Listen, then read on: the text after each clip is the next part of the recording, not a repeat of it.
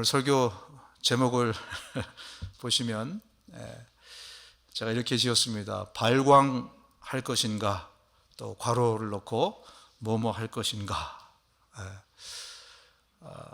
제가 같은 단어를 거기다 썼는데 한문은 다릅니다. 무슨 의미인지 아시겠죠? 발광할 것인가, 아니면 똑같은 단어를 썼는데 이 단어를 좀 이렇게 얘기하기가 그래서 우리가 이렇게 발광한다는 말을 빛을 낸다, 그죠? 반사체가 돼서 빛을 낸다라는 의미도 있지만 또 다른 의미도 있습니다. 굳이 영어를 같이 포함해서 얘기하면 GR 발광한다, 그리고 또 자빠졌다 이런 말까지 쓰죠. 설교 시간에 쓰기 민망해서 제가 얘기하진 않지만 여러분 다 아실 겁니다, 그죠?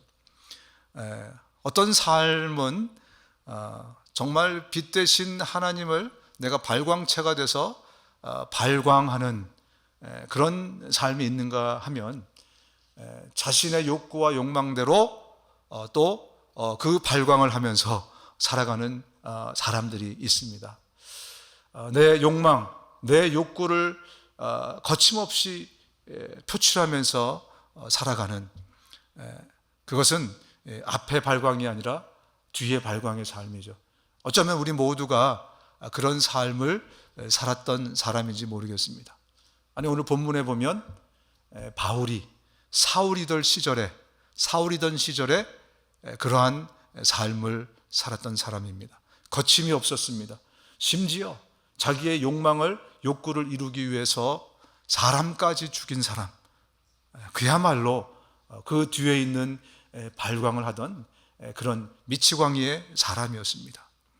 그런데 그가 예수님을 만나고 빛 대신 예수님을 만나고 그의 삶이 앞에 있는 발광으로 빛 대신 예수님을 드러내는 그런 발광체로 살아가는 사람이 되었습니다.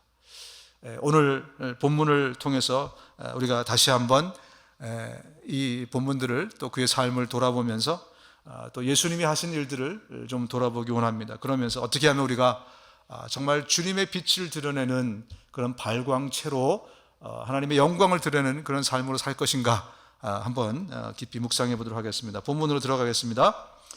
가는 중에 다메섹에 가까이 갔을 때 오정쯤 되어 호련히 하늘로부터 큰 빛이 나를 둘러 비치매. 아시겠지만 이게 지난주부터 이제 바울이 사울 시절에 간증을 지금 하기 시작했습니다. 자기를 향해서 막 때리고 자기를 지금 막 핍박하고 거의 지금 죽일 뻔했던 그 사람들에게 그는 지금 이 성전 안에서 복음을 전하고 있는데, 먼저 그는 자신의 간증으로부터 시작을 합니다. 사울은 지금 대제사장으로부터 공문을 받았어요.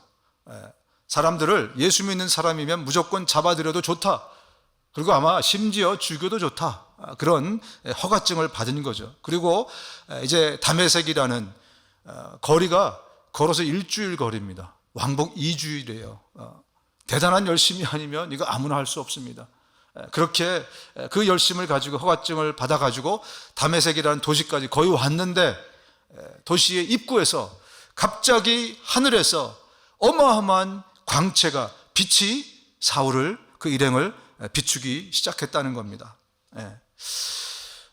여러분, 지금은 레이저가 지구상에서 가장 밝은 빛이라 그래요. 레이저. 또 그 앞에 여러 레이저 종류가 있어가지고 최근에 우리 한국에서 이 세상에서 가장 밝은 빛을 개발을 해냈다고 합니다. 그런데 말입니다, 2000년 전에 가장 밝은 빛은 무슨 빛이었겠습니까? 그냥 상식을 생각하시면 되죠. 2000년 전에, 레이저가 있기 전에 가장 밝은 빛은 태양빛이었을 거예요, 그죠? 여러분 아시겠지만 지금도 한 12시쯤에 플래시라이트를 가지고, 굉장히 밝다는 플래시라이트를 가지고 한번 비춰보세요. 그 빛이 보입니까? 보이지 않을 겁니다, 그죠? 오늘 이 바울이 봤다는 그 빛은 2000년 전에 가장 밝은 태양빛보다 어마어마하게 더 밝지 않으면 볼 수 없는 그런 빛이에요. 이해가 되시겠습니까? 과연 2000년 전에 이 지구상에서 태양빛보다 더 밝은 빛은 어떤 빛이었을까? 성경은 이렇게 말씀하고 있습니다. 내가 세상에 있는 동안 나는 세상의 빛이다. 예수 그리스도. 지구상에 있는 그 어떤 빛으로는 태양보다 더 밝게 2000년 전에 비칠 수가 없어요. 지구 밖에 있었던 어떤 존재였습니다. 성경은 그 존재를 바로 빛이신 예수 그리스도다. 바울은 지금 자기가 이 지구상에서 볼 수 없는 빛 대신 예수 그리스도가 자신을 찾아오셨다라는 것을 지금 증언하고 있는 것입니다. 태양보다 더 밝으신 그 빛 대신 예수 그리스도, 생명의 빛 대신 그 예수 그리스도가 지금 사울을 찾아온 것입니다. 여러분, 이렇게 성경을 보면 하나님이 인간을 찾아오신 모습들이 여러 군데 기록이 되어 있어요. 내 의사와 상관없이 하나님이 먼저 인간을 찾아온 그런 기록들이 성경에 여러 군데 기록이 되어 있습니다. 신약에도 대표적인 것 중에 하나가 이제 요한복음에 보면 예수님이 이 공생애를 하실 동안에 4번의 유월절을 지내셨습니다. 그 중에 2번째 유월절 때 어디를 가시냐면 그 유명한 베데스다 연못이라는 곳을 방문합니다. 당시 베데스다 연못은 이게 힐링 플레이스였어요. 거기 가서 베데스다 연못에 뛰어들면 병이 낫는다, 이런 전설이 있었기 때문에 아주 굉장히 많은 사람들이, 병자들이 거기 누워 있었죠. 그 중에서도 가장 비참하고 아마 가장 나이도 많고 가장 희망이 없는 한 사람을 예수님이 찾아갔어요. 38년 동안 중풍병으로 누워있던 사람. 그러면 젊은 사람들은 중풍병이 잘 안 걸려요. 그죠? 나이가 들어서 걸리는 병 중에 하나이지 않습니까? 그것도 38년을 거기다 플러스 해보세요. 아마 나이로 보나 무엇으로 보나 당시 그 예루살렘, 아니 그 병자 중에서는 가장 불쌍한 그 사람, 가장 가망이 없고 희망이 없는 그 사람을 예수님이 찾아가셨어요. 또 예수님이 정오에 오늘처럼 태양빛이 가장 밝을 때 예수님이 한 여인을 찾아갑니다. 수가성 혹은 사마리아 성에라고 알려진 바로 그곳에 있는 한 여인. 남편이 5이었어요. 지금 사는 사람은 남편이 아니라 어떤 남자와 동거하는 중입니다. 그것으로 봐서도 당시 2000년 전의 배경을 보면 뭐 정욕이 세서 이런 차원이 아닙니다. 정말 그렇게 기구한 인생이 없다, 이렇게 우리가 해석할 수 있습니다. 남자가 없으면요, 여자 혼자는 살아갈 수 없는 세상이에요. 근데 어떤 인생이면 남편이 5명이 죽었어요. 혹은 뭐 이혼 중서를 주고 헤어졌거나, 그리고 지금 사는 사람은 동거 중인 남자가 있는 바로 그 비참한, 아마 유대와 사마리아를 통틀어서 가장 낮은 곳에 있는 그 여인을 예수님이 일부러 찾아가신 사건이 사마리아 여인, 수가성 여인의 사건입니다. 이처럼 신약뿐만이 아니라 구약에도 하나님이 찾아가신 사건이 있어요. 언제부터? 태초에서부터 하나님이 인간을 찾아가셨습니다. 그날 저녁 날이 서늘할 때 아담과 그의 아내는 여호와 하나님이 동산에서 거니시는 소리를 듣고 그분의 낯을 피하여 동산 나무 사이에 숨었다. 그때 여호와 하나님이 아담을 불러 물었다. 아담아, 네가 어디 있느냐? 아담과 하와가 죄를 짓자마자 갑자기 눈이 띄어졌어요. 수치심을 느끼게 된 겁니다. 죄의식을 갖게 됐어요. 그래서 나무 사이에 숨었어요. 아마 하나님은 어떤 일정한 시간에 늘 동산을 찾아와서 함께 아담과 하와와 교제를 했던 것 같아요. 근데 그 시간에 그들이 숨었어요. 하나님이 그들을 먼저 찾으셨습니다. 하나님이 먼저 그들을 찾아가 주셨어요. 이렇듯 하나님은 여전히 우리를 먼저 찾아오시는 하나님이라는 것을 주님이 말씀해 주고 계십니다. 왜 예수님은 사울을 먼저 찾아오셨을까? 왜 예수님은 사울을 찾아오셨을까? 수많은 사람 중에 왜 사울을 찾아오셨을까? 여러분도 한번 생각해 보셨을 겁니다. 당시 유대 땅에 굉장히 많은 사람들이 있었는데 왜 하필 사울일까? 더군다나 사울은 어떤 사람입니까? 예수님을 가장 핍박했던 사람이에요. 그 당시에 그 모든 유대인들 중에 가장 예수님을 박해하고 핍박했던 사람이야. 말씀드렸지만 저 일주일 걸린 거기까지 걸어가서 예수 믿는다는 이유로 그리스도인들을 잡아올 정도로, 그것도 누가 시킨 것이 아닙니다. 자발적으로 갔어요. 자기의 열심을 가지고 거기까지 갈 정도로. 그리고 우리는 사람 죽인 것까지는 잘 몰랐는데 그가 간증을 통해서 고백하잖아요. 난 사람도 죽였다. 그럼 사람 죽여본 분 계십니까? 아마 없으실 거예요. 그죠? 자기의 생각을 가지고 사람까지 죽였습니다.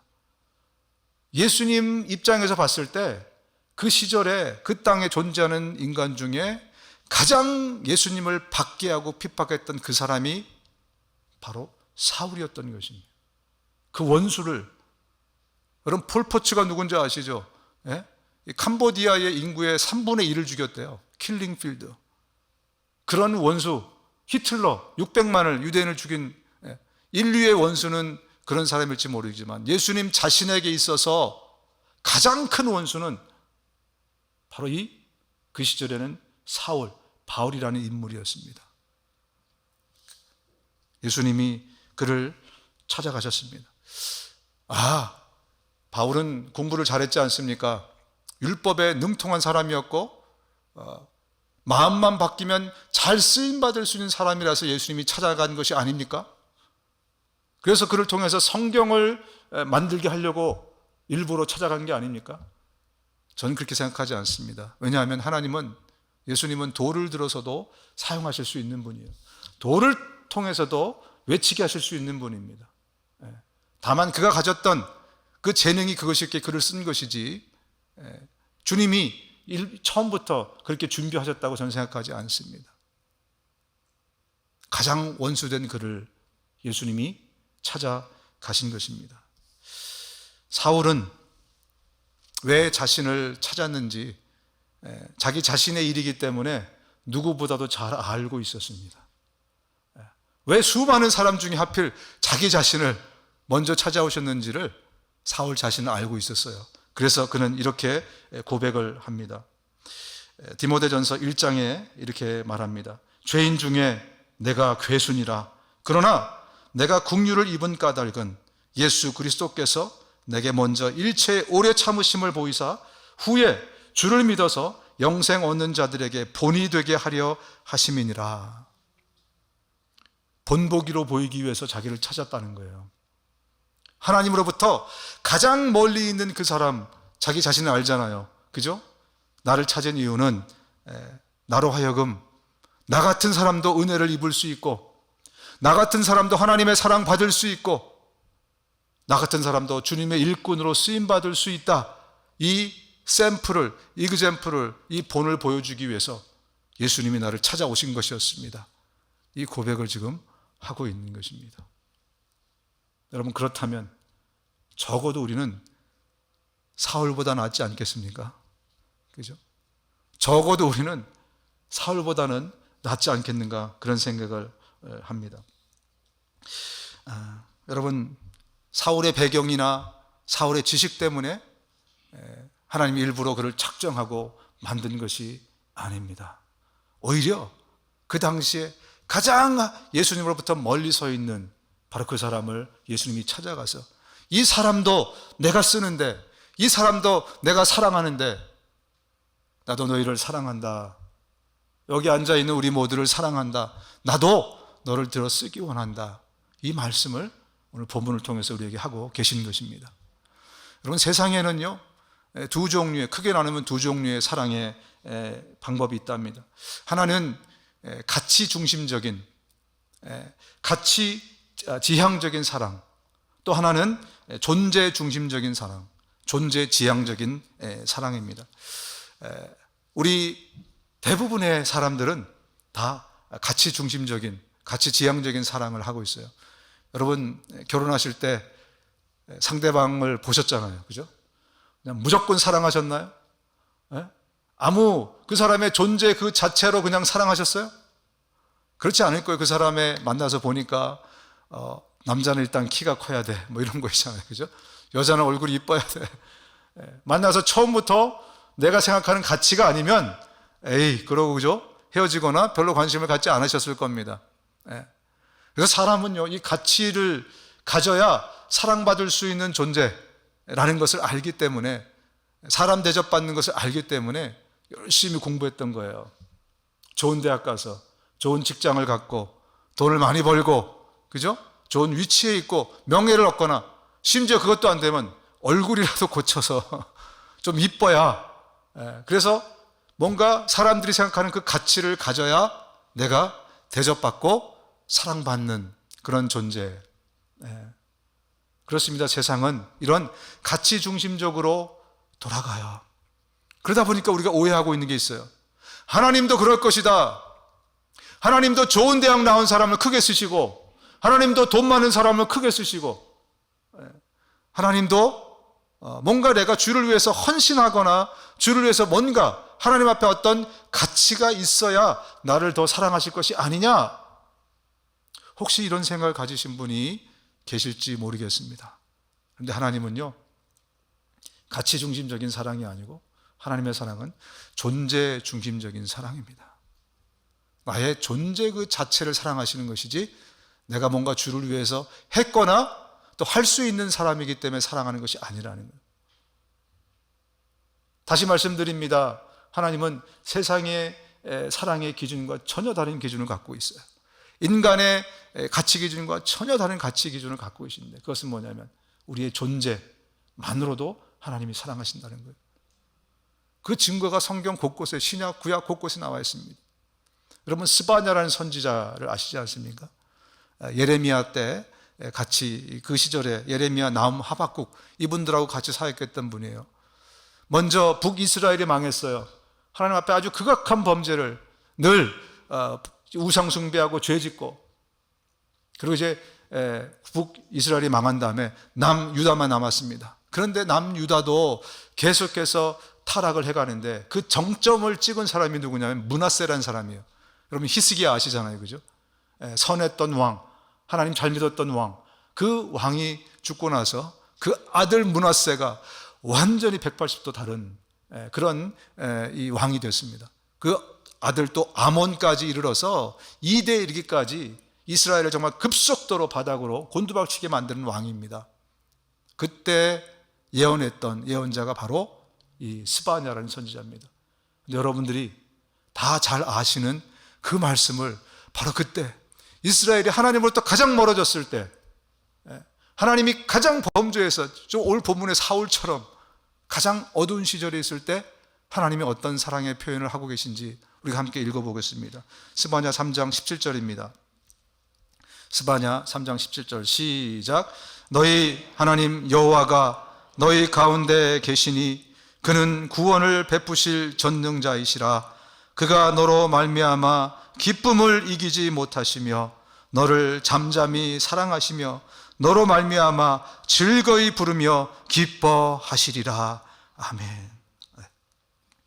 마치 여러분 아이를 낳았을 때 고운하게 자고 있는 그 아이를 바라보면서 여러분들이 가졌던 그 마음들, 그 존재 자체만으로 사랑하고, 그 존재만으로도 나에게 기쁨이 있고, 그 존재만으로도 나에게 큰 만족이 있었던, 기억해 보시면 기억이 나실 겁니다. 때로 원수가 쓸 때도 있었지만, 그죠? 하나님 바로 그 모습을, 우리 인간을 향해서 존재 그 자체를, 지금의 나 그 모습 그대로를 내가 무엇을 해서가 아니라 사랑하고 계시다는 것을 구약에서부터 미리 주님이 말씀해 주시고 계십니다. 신약에서는 이렇게 말씀합니다.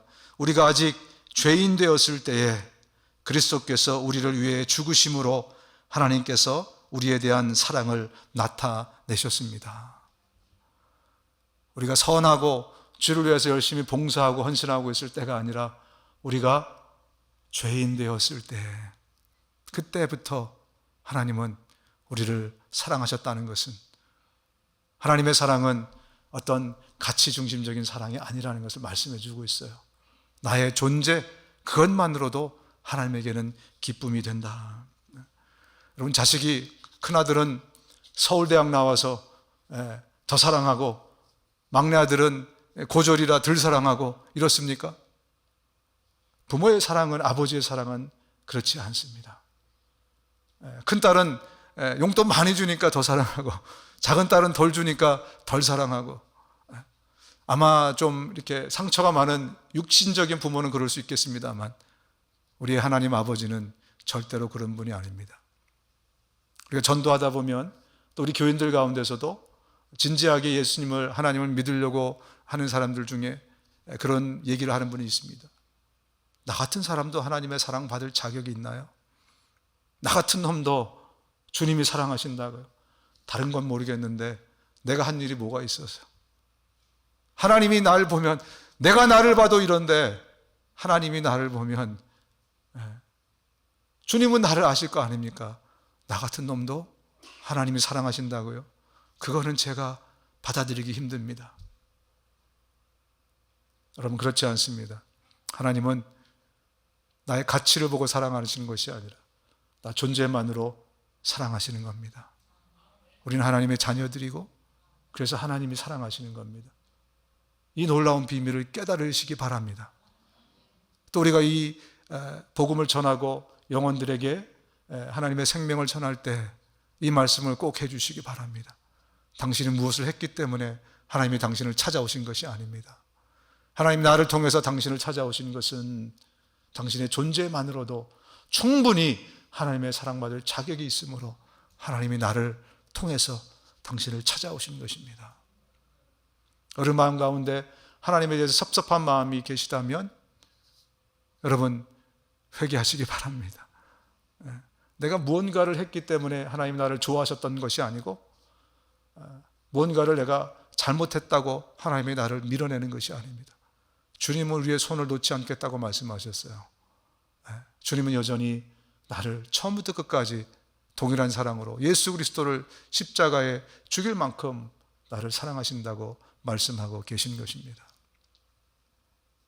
예수님이 사울을 먼저 찾아가신 두 번째 이유는 가짜 빛을 차단해 주시고 참 빛을 비춰 주시기 위해서 찾아오신 것입니다. 내가 땅에 엎드러져 들으니 소리 있어 이르되 사울아 사울아 네가 왜 나를 핍박하느냐 하시거늘 내가 대답하되 주님 누구시니까 하니 이르시되 나는 네가 박해하는 나사렛 예수라 하시더라. 여러분, 예수님은 왜 깜깜한 밤에 찾아가시지 않고 이렇게 한낮에, 그것도 오늘 정오라고 분명히 기록되어 있어요, 그죠? 가장 태양빛이 밝을 때 찾아갔을까? 오히려 가장 어두울 때 찾아가셨으면 그 빛이신 예수님이 훨씬 더 효과적으로 빛을 낼 수 있지 않겠습니까? 그런데 왜 정오에 예수님을 찾아가셨을까? 사울을 찾아가셨을까?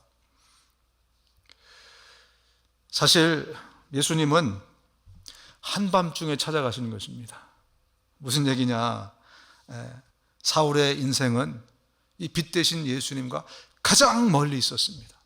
그의 인생의 시기에 있어서 통틀어서 아마 가장 멀리, 특별히 지금 이 순간 다메섹으로 가는 그 발걸음은 기존에서보다 예수님으로부터 더 멀어진 발걸음이었을 것입니다. 거기까지 가서 예수님을 핍박하러 거기 간 거 아니겠습니까?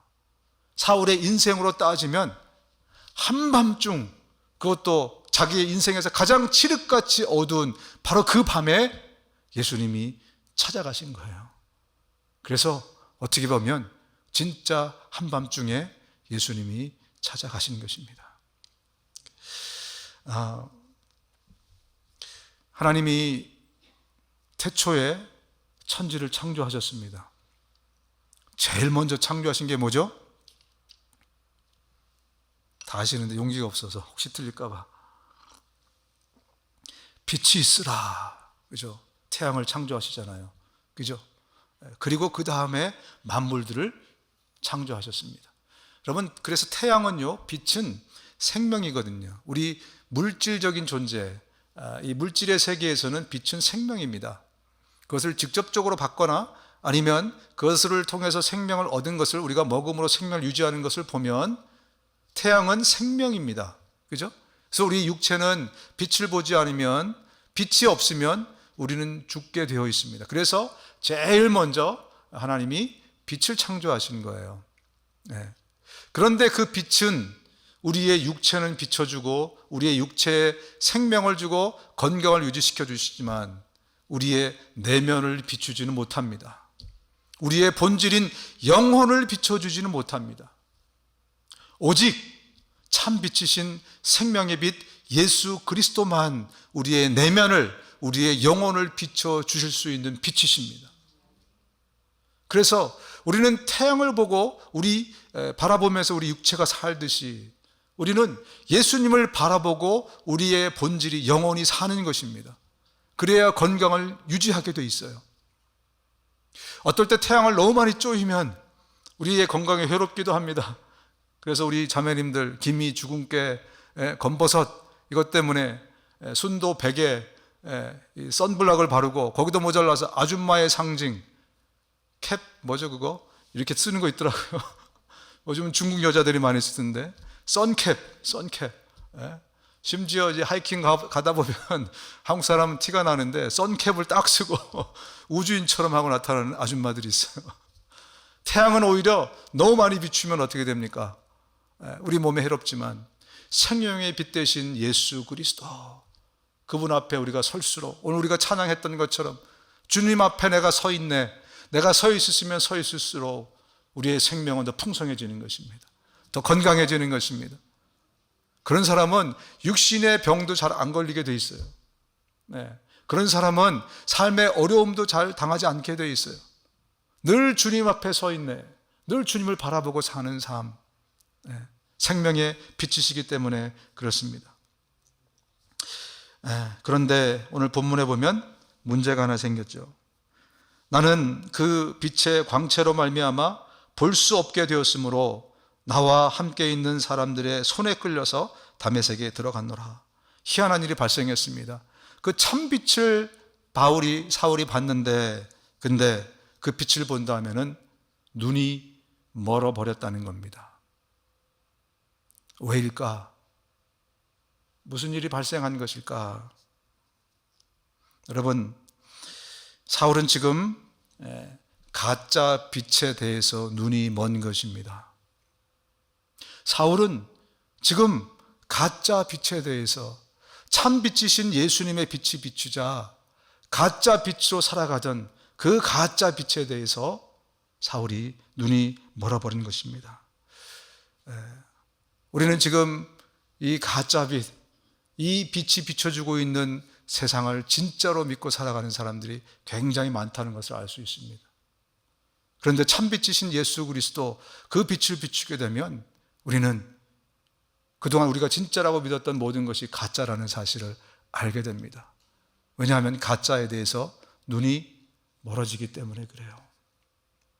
지금 사울은 가짜에 대해서 눈이 멀어버린 것입니다. 그리고 그는 3일 동안 주야로 밥도 안 먹고 회개하면서 가짜 빛이 사라지니까 진짜 빛을 통해서 내 내면의 참모습을 발견하고 그리고 회개하면서 주님 앞에 나아갔다는 겁니다.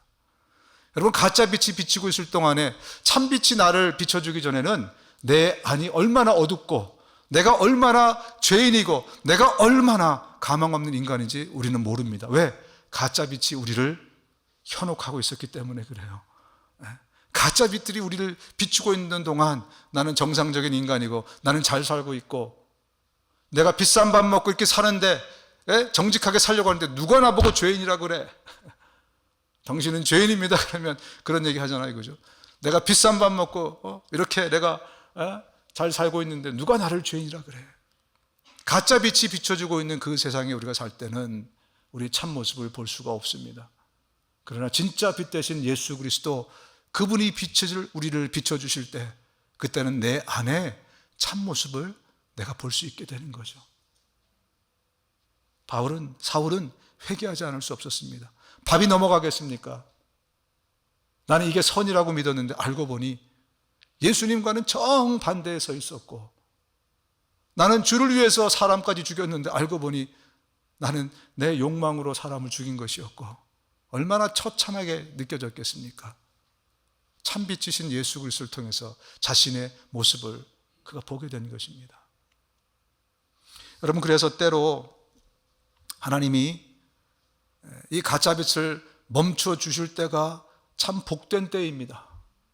우리 삶에 시험이 있고요, 우리 삶에 고난이 있고 아픔이 있고 고통이 있을 때, 그때는 어느 때냐면 가짜빛을 하나님이 차단해 주실 때입니다. 그때가 되면 인간은 자기의 참모습을 봐요.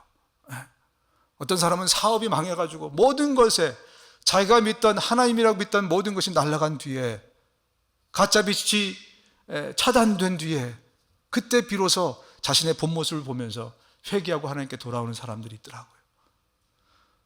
내가 그것이 정말 그 가짜빛이 비춰줄 때는 그것이 나의 소망이었고, 가짜빛 때문에 현혹되어서 그것이 나의 모든 것이라고, 그것이 나의 하나님이라고 믿고 있었는데, 그 가짜빛을 하나님이 가끔씩 차단해 주실 때 진짜 내 모습을 보면서, 하나님, 내가 이런 존재였군요, 내가 이런 가망 없는 사람이었군요 하면서 주님께 돌아오는 많은 사람들을 우리는 보아왔습니다. 아니면 이 자리에도 많은 그런 분들이 계실 것입니다.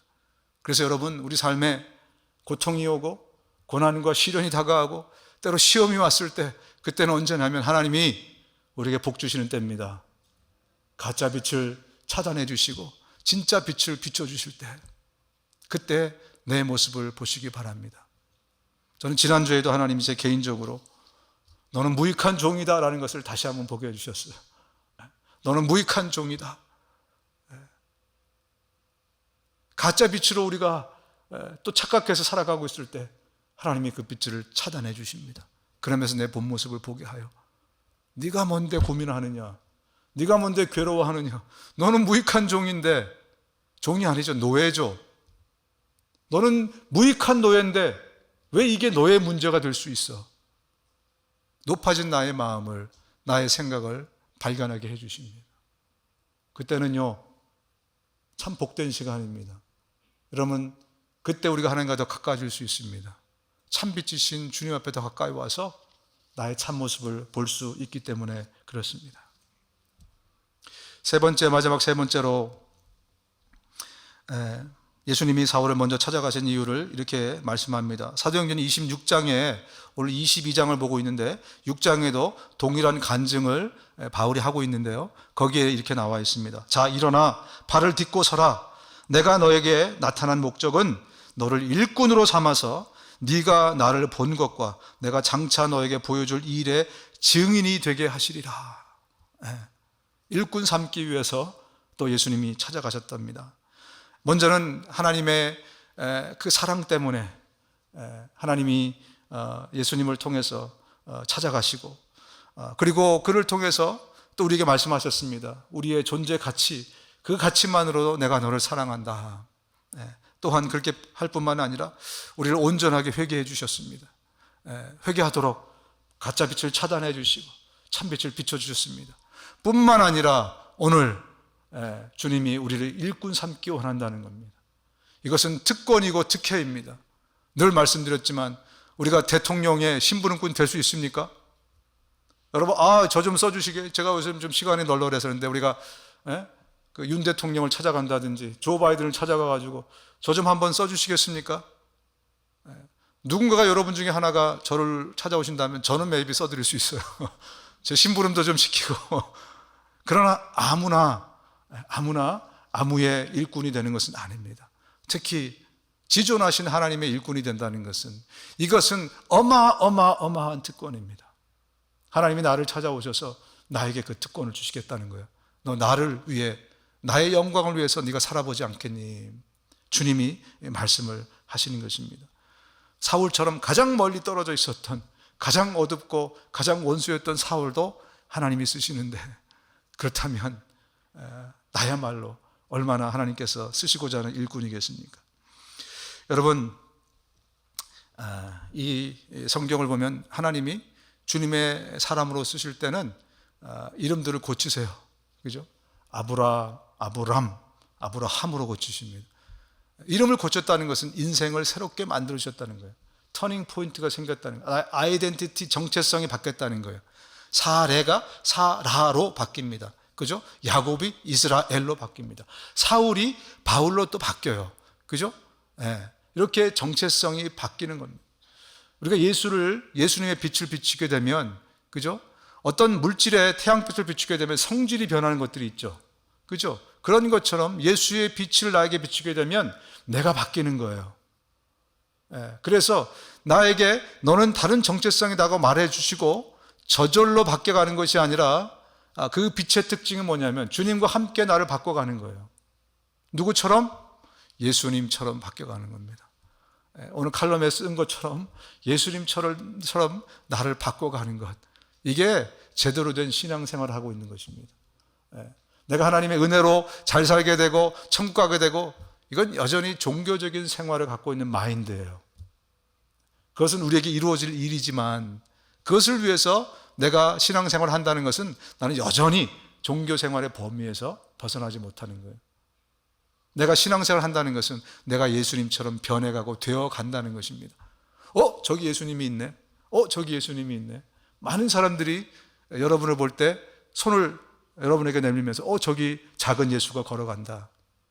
이것이 우리 신앙생활 하는 것입니다. 우리는 그 길을 향해서 가고 있는 것입니다. 어쨌든 오늘 좀 포커스하고 싶은 것은, 마지막으로 포커스하고 싶은 것은, 예수님의 이 영광의 빛을 쪼인 사람들은 누구나 그 얼굴에 광채가 나게 되어 있습니다. 삶의 광채가 나게 되어 있어요. 오늘 사울이요, 이 광채를 받잖아요. 바울이 이 광채를 받잖아요. 그러면서 누가 생각이 났겠습니까? 또 하나님의 광채를 본 사람이 생각났겠죠. 바로 모세입니다. 구약에서는 모세가 하나님의 광채를 봤어요. 출애굽기 32장에 보면 모세가 십계명을 들고 40일 금식 기도를 한 다음에 십계명을 들고 내려오는 장면이 있는데요, 그때 모세의 얼굴에 광채가 났습니다. 근데 참 희한하게 출애굽기를 제가 이렇게 보니까 모세가 약 7번 하나님을 만났어요. 하나님을 만나면 7번 다 광채가 나야 되는데 특히 2번을 40일 금식을 했어요. 32장 바로 전에, 그리고 지금. 그런데 왜 2번째에만 광채가 났을까? 이게 저의 질문이었어요.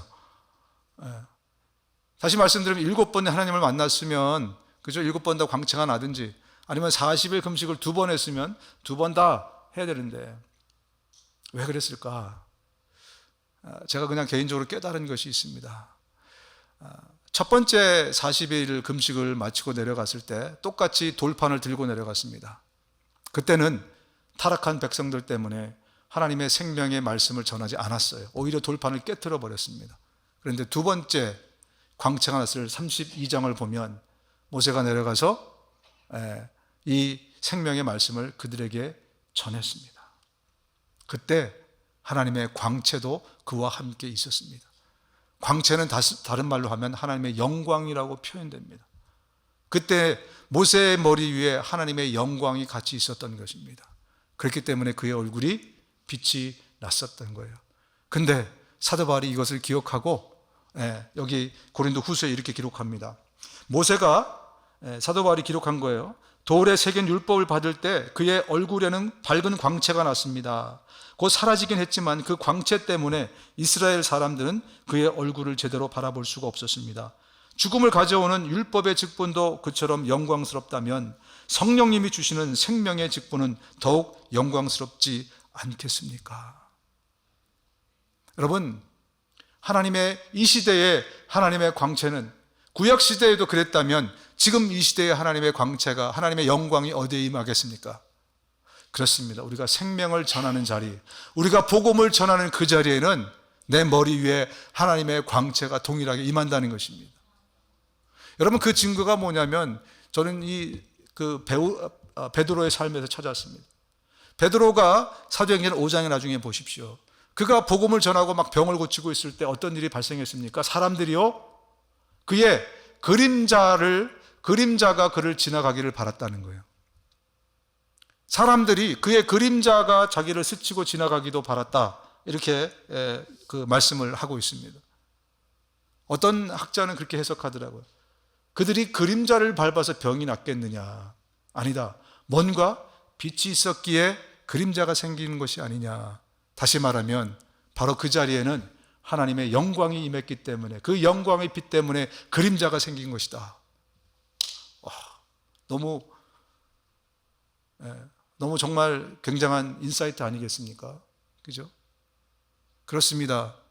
하나님의 생명을 내가 나누는 자리에는요, 하나님의 영광이, 하나님의 빛이 비치게 되어 있습니다. 여러분, 예수님이 여러분에게 뭐라고 말씀하십니까? 마태복음 5장에 너희는 세상의 빛이다. You are the light of the world. 여러분은 세상의 빛이다. 근데 이 한국말 어감이 너희는 세상의 빛이다 이거보다는 영어 그대로 번역하면 너희가 세상의 빛이다, 이 얘기로 우리가 해석할 수 있지 않겠습니까? 내가 빛인데 바로 그 자리에 내가 없으면 어떻게 되죠? 여러분들이 다 세상의 빛이에요. 근데 여러분이 그 자리에 안 가면 그 자리는 깜깜해지는 거예요. 우리 모두가 같은 장소로 같은 커뮤니티로 몰려다닙니까? 그렇지 않잖아요. 그죠? 하나님이 각자에게 다른 직업과 직장과 다른 플레이스를 주셨어요. 근데 거기에 내가 있지 않으면 빛은 없는 겁니다.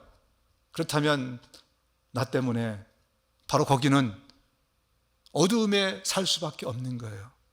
그런데 내가 거기서 하나님의 말씀을 전할 때, 내가 거기서 하나님의 생명을 전할 때 하나님의 영광의 빛이 함께 임한다는 거죠.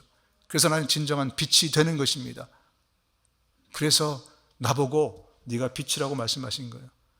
나를 보세요. 내가 어디가 빛납니까? 나는 빛나는 곳이 아무 데도 없습니다. 그런데 우리가 하나님의 생명을 나누는 그 자리에 주님이, 빛 대신 주님이 나에게 함께 하시고 광채를 비추셔서 내 인생도 빛나게 되는 것이고 바로 그 영혼도 생명을 얻게 되는 것입니다. 여러분, 우리가 광채나는 인생이 됩시다. 아까 제목에 이렇게 말씀드린 것처럼 발광하지 말고 발광합시다. 아멘. 그래서 여러분 모두가 어디를 가든지 주님의 생명의 빛이 우리를 통해서 그 생명이 전해질 수 있는 우리 모두가 되실 수 있기를 주님의 이름으로 축원드립니다. 눈을 감으시겠습니다. 예수님을 우리 마음에, 그 빛을 우리 마음에 초청하기 원합니다.